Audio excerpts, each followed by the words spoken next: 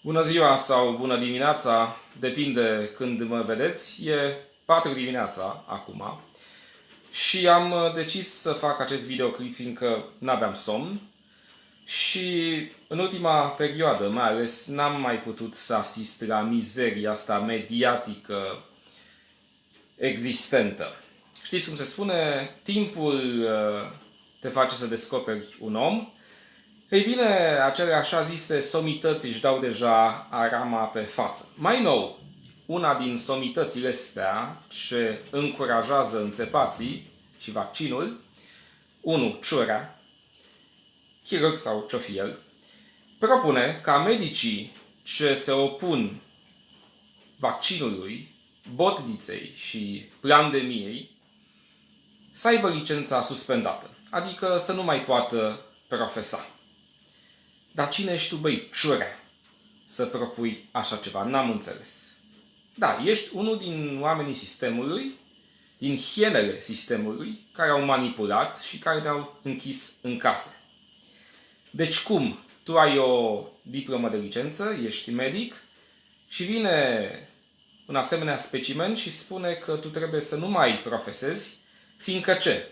Fiindcă nu gândești ca ei, că nu te aliniezi acestei mascarade numite COVID-19. Și atunci te pun la zid. Ești nul, ești proscris.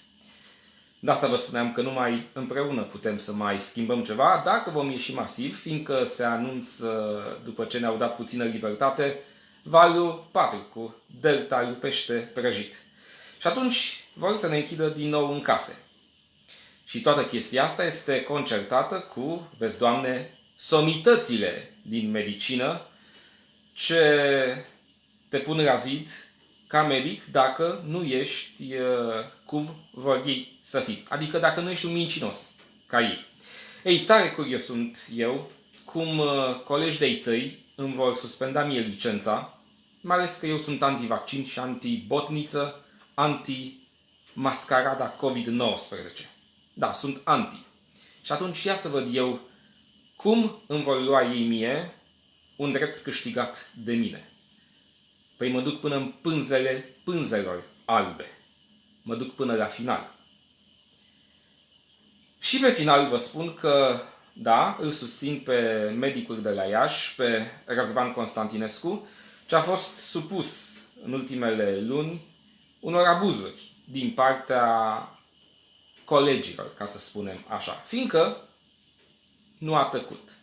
Și fiindcă a avut curajul să demanteleze acest sistem cât se poate de corupt.